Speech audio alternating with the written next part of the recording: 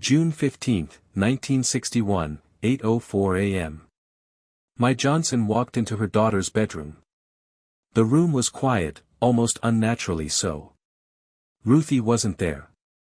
The bed was perfectly made, the sheets tucked in like nothing had ever disturbed them. The window was open, a soft breeze moving the curtains, sunlight catching the dust in the air. And sitting on the pillow was a note. Not a note from Ruthie. A note to Bumpy. "We have your daughter, $500,000 by midnight or she dies. Don't call the police. Don't try to find her. Just pay."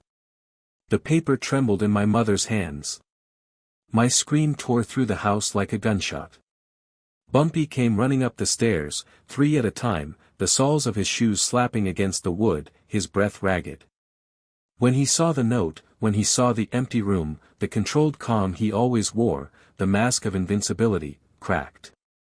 What showed through was something else. Something terrifying. Pure, focused rage. Bumpy Johnson didn't panic. He didn't cry. He didn't shout. But the cold calculation in his eyes, the way his fists clenched, made everyone in that hallway step back.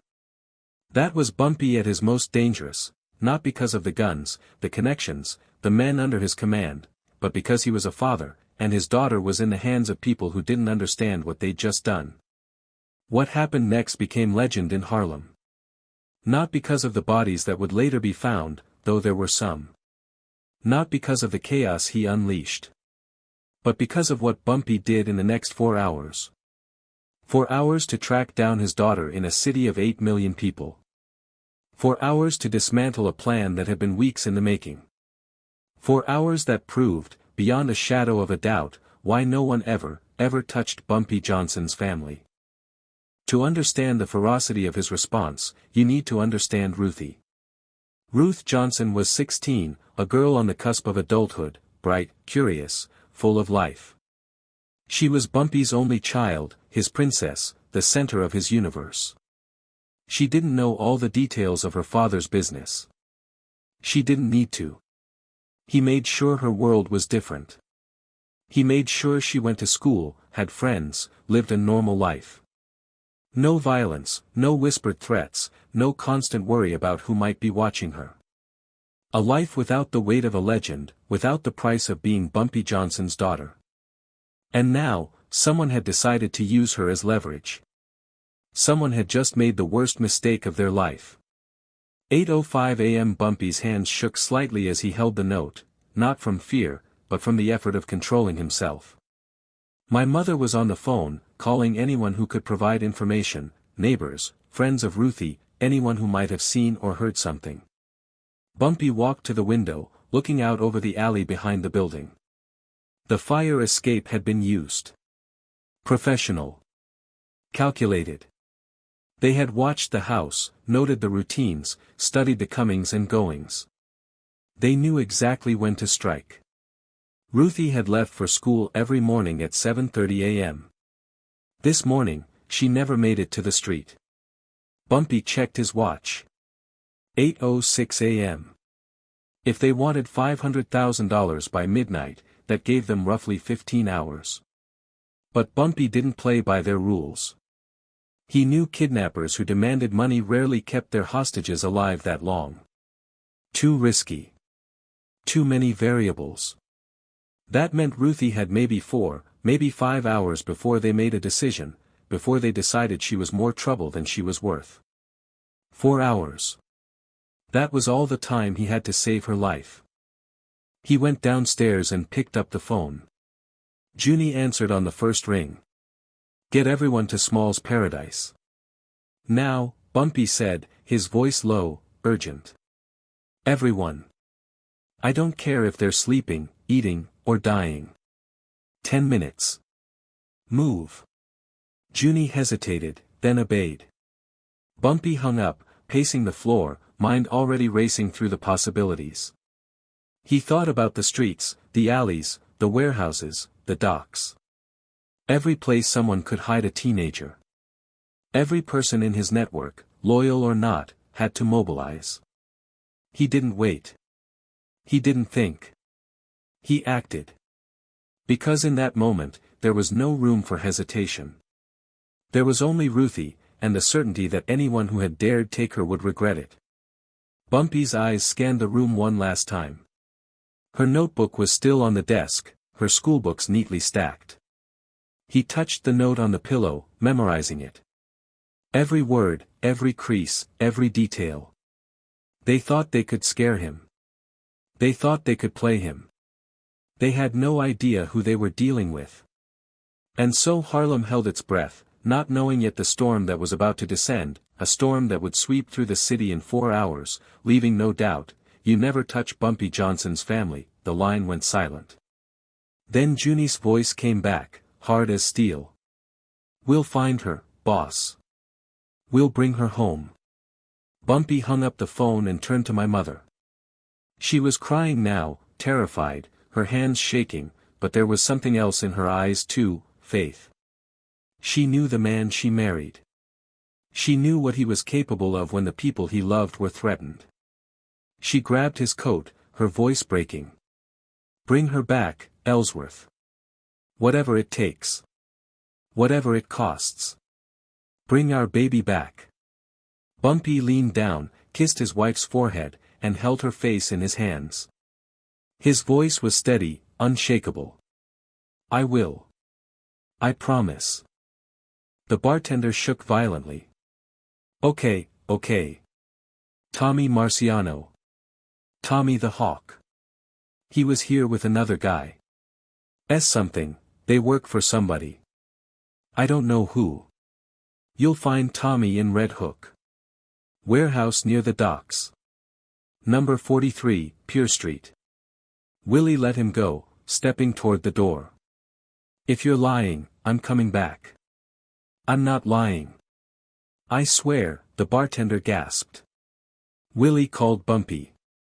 "We got a location. Red Hook Warehouse, Pure Street. Could be a trap." Bumpy's voice was steady, ice cold. "Probably is. I don't care. Get 10 men and meet me there. 10:23 a.m. But Bumpy didn't go to Red Hook immediately. Something didn't add up. Tommy the Hawk was small-time, a low-level enforcer for the Genovese family. He didn't have the brains or the balls to kidnap Bumpy Johnson's daughter on his own. Someone bigger was behind this, someone with resources, someone who thought they could pressure Bumpy. He picked up the phone and called Detective Murphy, a corrupt cop who had been on Bumpy's payroll for years. "Murphy, I need information about Vito Genovese. Has he been making moves against me?" Murphy was quiet for a moment. "There's been talk. What kind of talk?" Bumpy pressed. "Genovese wants Harlem. Wants the numbers racket. He's been looking for leverage, something to force you to negotiate. Your daughter, maybe. I don't have proof, but the timing fits." "Where is Genovese now?" "His social club in the Bronx," Murphy replied. "Arthur Avenue. He's there every morning." Bumpy hung up and felt a cold, calculating clarity. Now it made sense. Genovese had ordered the kidnapping. Tommy the Hawk was just a tool. The plan was simple: take Ruthie, force Bumpy to hand over his territory to get her back, then kill her anyway to send a message. It was smart. It was ruthless. It was exactly what Genovese would do. But Genovese had made one mistake. He didn't understand what Bumpy Johnson was willing to do to save his daughter.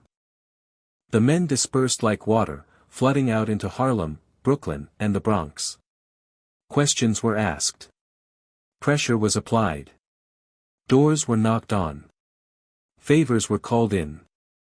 Bumpy sat alone in Small's paradise, the silence heavy, his eyes locked on the clock. 8:34 a.m. 3 hours and 26 minutes since Ruthie disappeared. Every second felt like a knife. By 9:15 a.m., the first Real lead came in. The phone rang. It was Father Divine.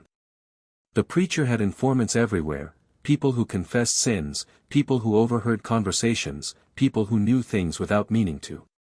"Bumpy, Father Divine said, his voice low, serious, "I heard something." Bumpy leaned forward. "What?" "Two men were asking about your daughter last week. Asking which school she attended. Asking what time she left the house." Bumpy's jaw tightened. "Who?" There was a pause on the line. Then Father Divine answered quietly, "White men. Italian. One of them had a scar across his left eye. They were drinking at Michaela's bar in Little Italy." Bumpy wrote it down quickly, his pen moving as his mind raced. "Thank you, Father," he said softly into the phone. "Find your daughter, Bumpy. And when you do, remember vengeance is mine, saith the Lord." Bumpy smiled grimly.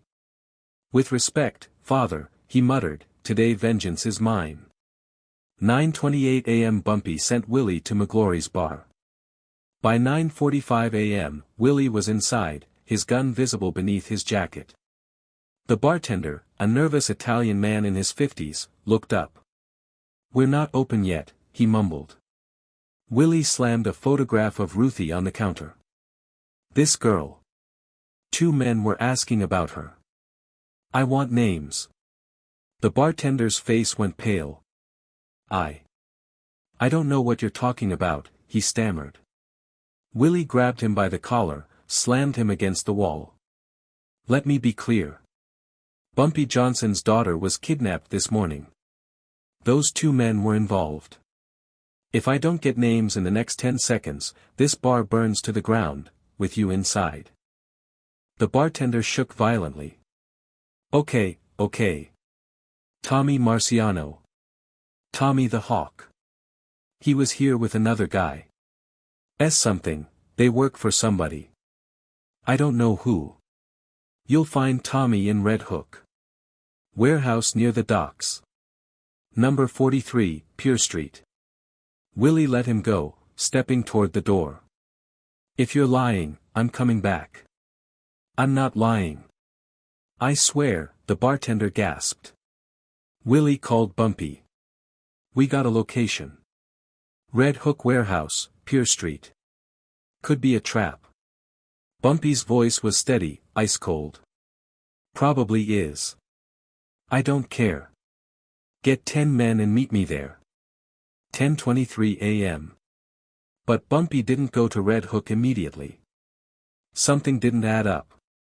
Tommy the Hawk was small-time, a low-level enforcer for the Genovese family. He didn't have the brains or the balls to kidnap Bumpy Johnson's daughter on his own. Someone bigger was behind this, someone with resources, someone who thought they could pressure Bumpy. He picked up the phone and called Detective Murphy, a corrupt cop who had been on Bumpy's payroll for years. "Murphy, I need information about Vito Genovese. Has he been making moves against me?" Murphy was quiet for a moment.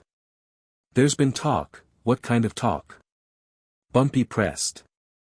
"Genovese wants Harlem. Wants the numbers racket.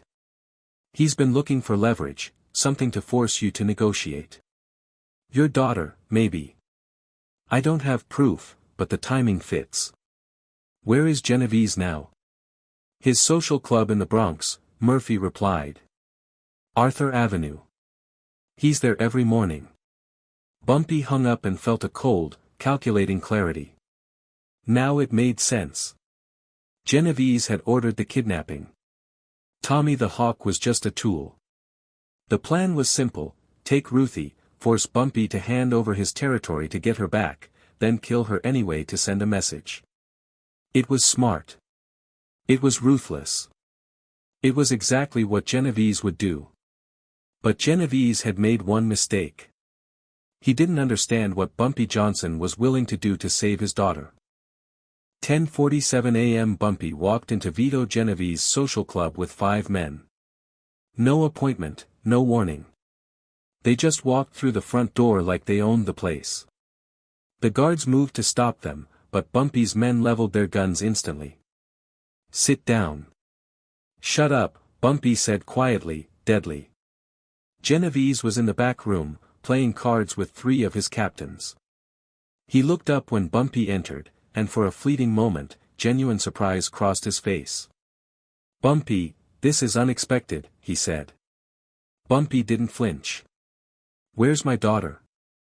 Genovese set down his card slowly, leaning back in his chair, his voice calm, but strained. "I don't know what you're talking about, R." Bumpy froze. Everyone froze.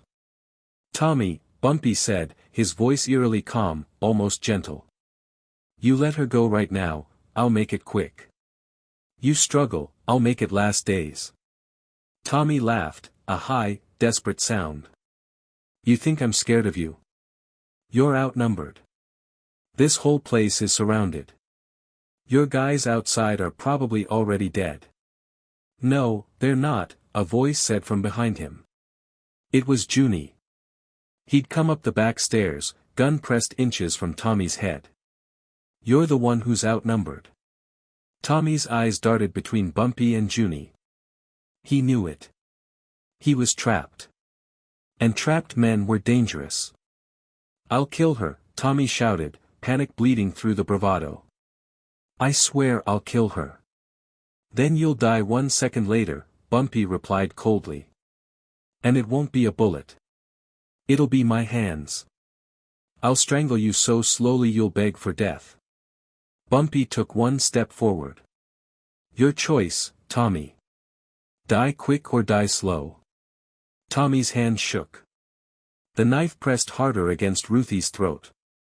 A thin line of blood appeared. Bumpy's eyes went dead. That was the moment Tommy sealed his fate. Frank said. The exact amount he demanded as ransom. Bumpy considered it. "That's the money. What about the blood?" "3 men are already dead," Frank replied. "That should be enough." Bumpy shook his head slowly. "It's not." "What else do you want?" Frank asked.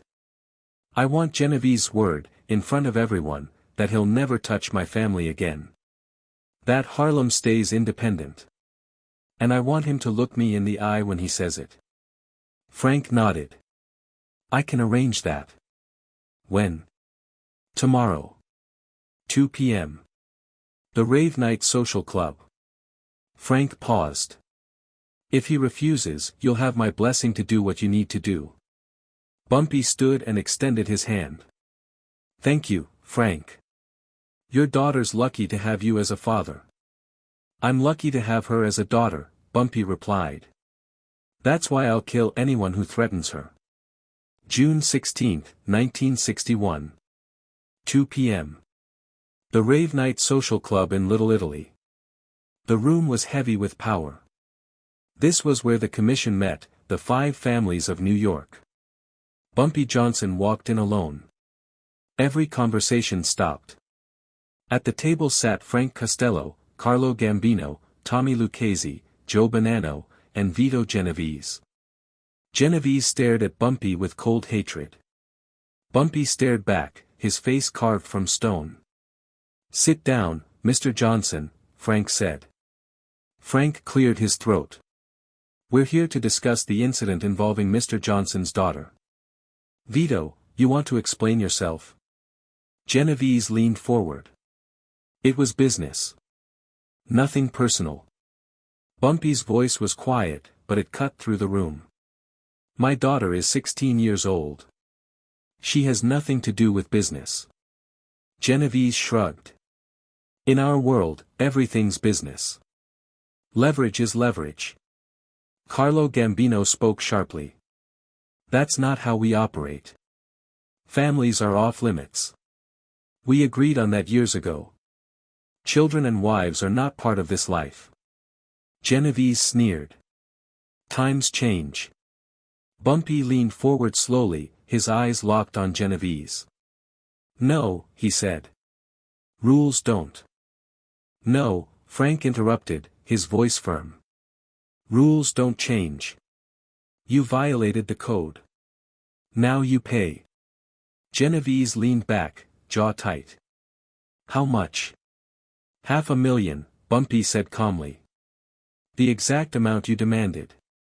Genovese laughed bitterly. "You want me to pay you?" Bumpy didn't blink. You kidnapped my daughter. Tried to extort me. Got 3 of your men killed. Yeah, I want you to pay. And I want your word that my family is untouchable. That you'll never try this again. Genevieve's smile vanished. I don't take orders from you. You're not taking an order, Bumpy replied quietly. You're giving me your word. Or I walk out of here, and we settle this another way. The room went silent. Everyone understood what another way meant. War.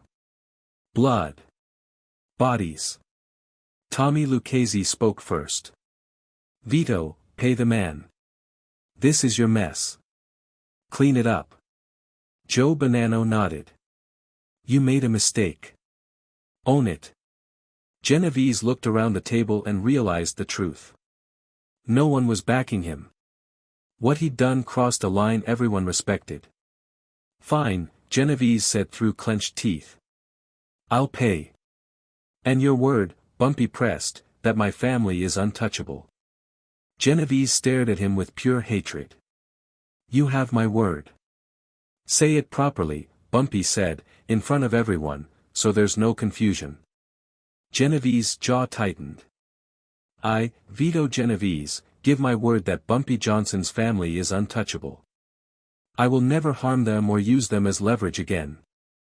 Harlem remains independent. This ends here. Good, Bumpy said. Now apologize. Genovese's face turned red.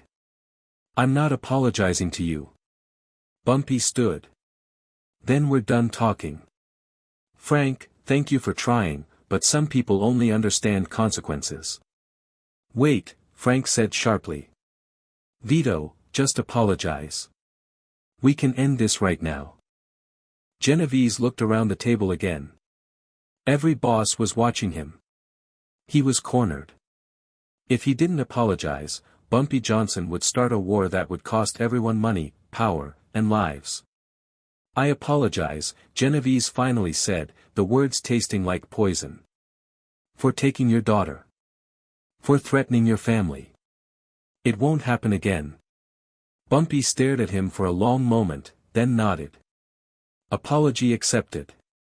The money will be delivered tomorrow, Frank said. Now get out, Genovese snapped. You got what you came for. Not quite, Bumpy said, turning back. I want everyone in this room to understand something. He looked at each boss in turn. I didn't come to New York looking for power. I didn't ask to run Harlem. But it's mine now. And I protect what's mine, my neighborhood, my people, my family. Today was about my daughter.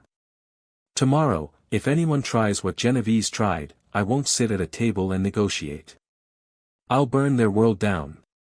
Is that understood? The room was silent. Then Frank Costello spoke. It's understood, Mr. Johnson. You've made your point. Bumpy nodded and walked toward the door, then paused. One more thing, Genovese. What? Your men, Tommy the Hawk and the others.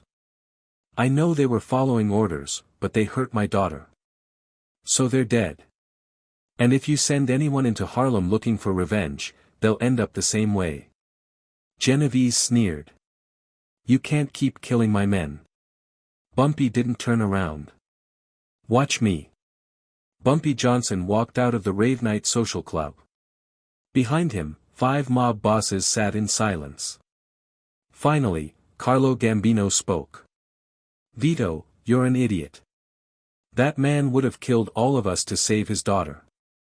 You're lucky you're still breathing. Genovese said nothing. He just stared at the door Bumpy had walked through. June 17, 1961. A courier arrived at Bumpy's house with a briefcase. Inside was $500,000 in cash, the exact amount Genovese had demanded as ransom. Bumpy counted it, then picked up the phone and called Frank Costello. I got the money. Good, Frank said. What are you going to do with it? Bumpy looked at Ruthie sitting in the living room. She was still shaken, still healing, but alive. I'm starting a scholarship fund for kids in Harlem who want to go to college. In Ruthie's name. So something good comes from something terrible. Frank smiled on the other end of the line. You're a better man than most people think, Bumpy. I'm not a good man, Frank, Bumpy said softly. I'm just a father. Same thing, Frank replied. Within a month, the Ruthie Johnson Scholarship Fund was established. It sent 23 kids to college that first year. Over the next decade, it sent hundreds more. Every recipient received a letter with their acceptance. It read, "This scholarship is funded by people who believe every child deserves a chance. Work hard. Make your family proud. And remember, education is the most powerful weapon you can use to change the world." The letter was unsigned, but everyone in Harlem knew who wrote it. Years later, in 1975, a young woman named Grace Washington stood at a podium accepting her doctorate in medicine from Columbia University. She was the first in her family to go to college, the first to become a doctor. During her speech, she said something that brought the audience to its feet. "I wouldn't be here today without the Ruthie Johnson Scholarship. I was a poor kid from Harlem with no hope, but someone believed in me, someone I never met, gave me a chance. Sometimes the people who save us aren't the ones we expect. Sometimes they're people the world calls criminals, but I call them heroes." In the audience, Ruthie Johnson, now 30 years old, with children of her own, wiped away tears. After the ceremony, Grace found her. "You're Ruthie Johnson," she said. "The scholarship is named after you." Ruthie nodded. "My father started it after something bad happened to me. He wanted good to come from it." "Your father saved my life," Grace said. "He saved hundreds of lives." Ruthie smiled softly. "He would have been proud to hear that." Bumpy Johnson died in 1968. Over 5,000 people attended his funeral, politicians, musicians, community leaders, criminals, and hundreds of kids whose lives he'd changed. None of them knew the full story. None of them knew about June 15, 1961, the 4 hours when Bumpy tore through New York like a hurricane to save his daughter.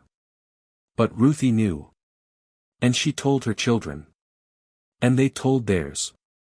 The story became legend, not because Bumpy killed 3 kidnappers, though he did, and not because he faced down the Italian mob, though he did that too, but because of what he did afterward. He could have kept the money. Instead, he turned his daughter's trauma into opportunity for hundreds of kids who'd never met her. That's power. Real power. 4 hours, from 8 a.m., when the note was found, to noon, when Ruthie was safe at home. 4 hours that proved nothing, not money, not the mob, not the threat of war, was more important than family. And that's the day Bumpy Johnson became more than a gangster. He became a father who turned tragedy into legacy.